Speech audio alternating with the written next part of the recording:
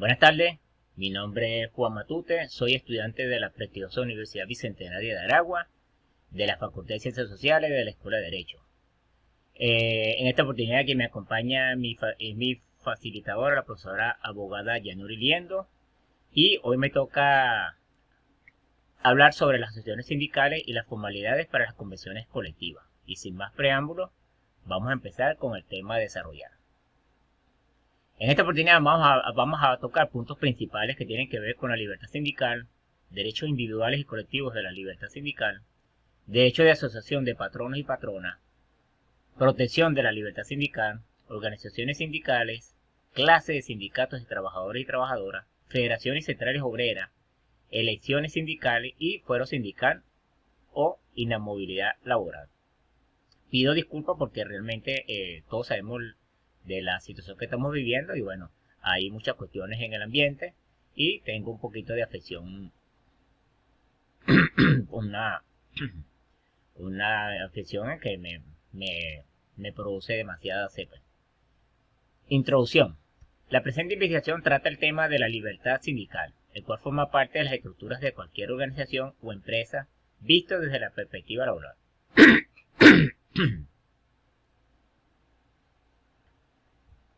Buenas tardes, mi nombre es Juan Matute, soy estudiante de la prestigiosa Universidad Bicentenaria de Aragua, de la Facultad de Ciencias Sociales, de la Escuela de Derecho. En esta oportunidad quien me acompaña es mi facilitadora, la profesora y abogada magíster Yanuri Liendo. Hoy me corresponde hablar sobre las asociaciones sindicales y las formalidades para las convenciones colectivas. Y sin más preámbulo, bueno, vamos a desarrollar el tema a continuación. Vamos a hablar sobre puntos principales que se van a desarrollar en esta exposición que tienen que ver con la libertad sindical, los derechos individuales y colectivos de la libertad sindical, el derecho de asociación de patronos y patronas, la protección de la libertad sindical, organizaciones sindicales, clase de sindicatos de trabajadores y trabajadoras, federaciones centrales y obreras, elecciones sindicales y para cerrar vamos a hablar sobre el fuero sindical o la inamovilidad laboral.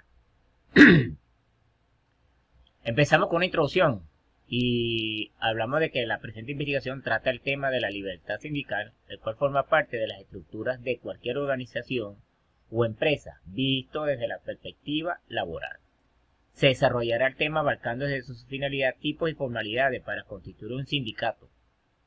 Es importante recordar que los sindicatos son efectivamente instrumentos de incorporación de los trabajadores en la lucha por la defensa de sus intereses y la elevación de sus condiciones de vida, al tiempo que ayudan a la formación de una clase obrera organizada y combativa. También vale recordar que en Venezuela el primer movimiento de huelga laboral se realizó bajo el mandato del gobierno del general Eleazar López Contreras.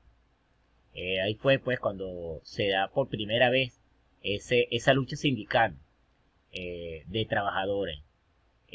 Aunado también a eso, hay que tomar el tema de que estaban acompañados, son las primeras masas, los primeros movimientos políticos. Recordemos que para ese entonces los partidos Acción Democrática, URD y el Partido Comunista eran los organismos, las organizaciones políticas que luchaban en contra del régimen dictatorial que ya había pasado de Gómez y que aunado a eso se organizaron también y ayudaron a esa lucha sindical del cual se está hablando en este momento. La libertad sindical. Los trabajadores y trabajadoras sin distinción alguna y sin necesidad de autorización previa tienen derecho a constituir libremente las organizaciones sindicales que estimen conveniente para la mejor defensa de sus derechos e intereses. Esto lo podemos ver claramente en el artículo 353 de la Ley Orgánica del Trabajador, de los Trabajadores y las Trabajadoras. Es un artículo, está claro, habla de que el trabajador es libre de escoger si quiere pertenecer o no a un sindicato, una organización sindical, y que no puede ser constreñido ni amenazado, ni mucho menos forzado por el patrono. También vamos a hablar sobre los derechos individuales y de los derechos colectivos, ambos tipificados también en la referida Ley Orgánica del Trabajo de los Trabajadores y Trabajadoras. Empezamos con los derechos individuales. Entre estos tenemos organizarse para la defensa de sus derechos en el proceso social del trabajo, afiliarse libremente a la organización sindical que decida, como lo dije anteriormente en la anterior lámina, No ser obligado u obligada, ni constreñido directa o indirectamente a formar parte o no de un sindicato, elegir y ser electo o electa como representante del sindicato, participar democráticamente en la toma de decisiones de la organización sindical y ejercer libremente la actividad sindical. Esto quiere decir que aquella persona que cumple con estos parámetros y si llega a ser elegida, bueno, su función es ejercer libremente aquella actividad sindical para la cual fue delegada. Pues. Entre los derechos colectivos, para el caso de los derechos individuales, ahora vamos a ver los derechos colectivos. Está constituir federaciones, confederaciones y centrales sindicales, incluso a nivel internacional. Afiliarse a federaciones, confederaciones y centrales sindicales sin autorización previa y separarse de la misma a su conveniencia. Redactar sus propios estatutos y su administración interna, elegir la directiva sindical y ejercer el derecho a la negociación colectiva y a los planteamientos de conflictos de trabajo. Todo esto son conceptos claros, pues, que no ameritan una mayor explicación porque, lógicamente, se ven pues, su funcionamiento y están establecidos en la referida Ley Orgánica del Trabajo. El derecho de asociación de patronos y patronas. Bueno, así como nuestra ley orgánica estipula para el derecho a los trabajadores, también de referida ley le da el derecho de asociación a los patronos y patronas de asociarse y de formar ellos también su sindicato. Recordemos que nuestra constitución es la Carta Magna, el instrumento que permite, que habla sobre el derecho tanto para el patrono como para el trabajador. Dice que eso está establecido en el artículo, de paso está establecido en el artículo 360 de la referida Ley Orgánica del Trabajo. Protección de la libertad sindical. Bueno, en estricto caso se protege frente a actos u omisiones de la administración, el patrono o patrona, la propia organización sindical en desmejoramiento de los derechos de sus afiliados. Otras organizaciones sindicales serán sin efectos y nulas las prácticas o conductas antisindicales.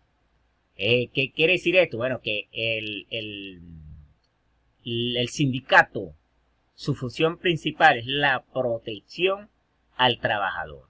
Y entonces una vez que se forma ese sindicato tampoco, el hecho de que los trabajadores gocen de la potestad del sindicato, tampoco el sindicato les puede estar obligando o imponiendo sanciones y desmejorando la calidad de la calidad de vida o de cada trabajador dentro de la organización empresarial. Es lo que hace referencia o lo que trata de explicar en este artículo del 13.1 de la Ley Orgánica del Trabajo.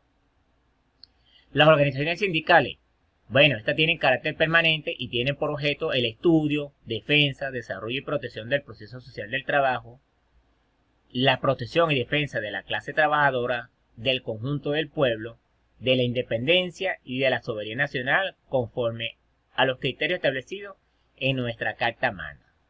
Este es simplemente un acompañamiento de lo que está expresado en nuestra Constitución y que se formaliza dentro del artículo 365 de la Ley Orgánica del Trabajo.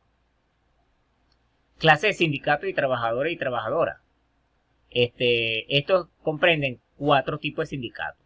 Entre estos tenemos el sindicato de empresa, integrado por trabajadores de cualquier profesión u oficio que presten servicio en una misma entidad de trabajo, incluyendo sucursales. Cuando tenemos ese tipo de empresas que corresponden, que tienen sucursales, entonces lo que corresponde al sindicato de esa empresa es válido también. Los mismos beneficios, las mismas luchas sociales corresponde también a aquellas partes donde dicha empresa tenga sucursales. Esos derechos sindicales también son trasladados hasta allá. Sindicatos profesionales corresponden, tiene que ver con artes u oficios, los integrados por trabajadores y trabajadoras de una misma profesión o de profesiones u oficios similares o con eso. Esto tiene que ver ese tipo de trabajadores que no pertenecen pues a una organización empresarial, pero que su área pues artesanal, su oficio, les permite pues también, porque son considerados trabajadores, y de acuerdo a su profesión, tienen el derecho pues también de asociarse, de crear, perdón, su sindicato. Tenemos también los sindicatos de industria, integrados por trabajadores al servicio de varios patrones de una misma rama industrial, aun cuando desempeñen profesiones o oficios diferentes, como el caso de la empresa Benalún, que tienen varias empresas, que Benalún es una de las industrias que tiene diferentes empresas. Entonces se crean los sindicatos de industria que rigen para que la lucha sindical sea compatible a todos esos trabajadores que pertenecen a industria de un complejo mayor, pues. Y los sindicatos sectoriales, integrados por trabajadores y trabajadoras al servicio de varios patronos de una misma rama comercial, agrícola, de producción o de servicio, aun cuando desempeñen profesiones u oficios diferentes. Esto está establecido en el 371 de la referida Ley Orgánica del Trabajo de los Trabajadores. Las federaciones y centrales obreras. Bueno, las organizaciones sindicales, según su estructura, son de primer, segundo o tercer grado. En el primer grado tenemos a los sindicatos que afilian directamente a trabajadores y trabajadoras, patronos o patronas según sea el caso. En los sindicatos de segundo grado corresponde, aquí vamos viendo como en escala, pues, como decir unas divisiones de las diferentes formas de sindicatos. Aquí vamos a ver ya las federaciones de trabajadores que afilian a los primeros, a las organizaciones sindicales de primer grado, como también pueden existir federaciones estatales que agrupen a sindicatos de un determinado estado y federaciones nacionales. Y los sindicatos de tercer grado son los que agrupan a las confederaciones y centrales que afilian a federaciones y sindicatos nacionales y estatales. O sea, vemos prácticamente como una escalera. Los sindicatos, la formación de los sindicatos, las federaciones y las confederaciones sobre las que cada quien va rigiendo sobre, depende, pues, en otras palabras, de cada organización sindical. También vamos a hablar sobre las elecciones sindicales. Estas serán a través del sufragio universal, directo y secreto, para el ejercicio de la democracia sindical, donde se establecen los estatutos y reglamentos de las organizaciones sindicales. En otras palabras, que las elecciones sindicales libres, no pueden ser forzadas, ni contrañidas, ni obligadas. Es el trabajador quien decide a través de el sufragio. Es una votación limpia, directa y sin nada vamos a decirlo así, sin nada de engaño. El foro sindical o inamovilidad laboral. Bueno, los trabajadores y trabajadoras que gocen de foro sindical o inamovilidad laboral no podrán ser despedidos, trasladados, desmejorados de sus condiciones de trabajo sin justa causa, previamente calificada por el inspector o inspectora de trabajo. Además, se consideran nulos y no generará efecto alguno si no se han cumplido los trámites establecidos en esta ley.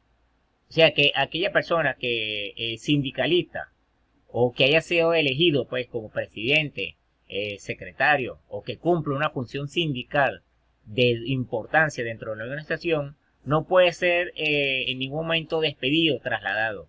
Para hacerlo tiene que estar avalado por el inspector del trabajo. Pero tampoco es que tiene que tener las bases legales,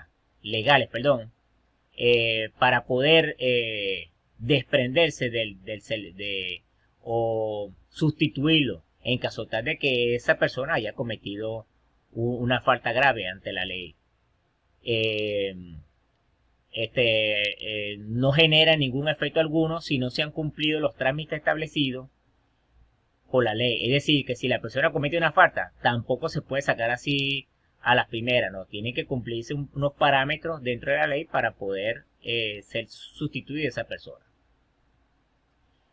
En conclusión, bueno, las organizaciones sindicales cumplen un papel importante dentro de las organizaciones empresariales. Estas fueron creadas con la finalidad de satisfacer las necesidades primarias de sus trabajadores, buscando siempre el acuerdo con los empresarios, los políticos, así como también cumplir con las normas establecidas en los convenios acaecidos con los patrones y patronas. Es decir, siempre en defensa de la clase obrera y empleados en general, que a través de la historia han logrado una lucha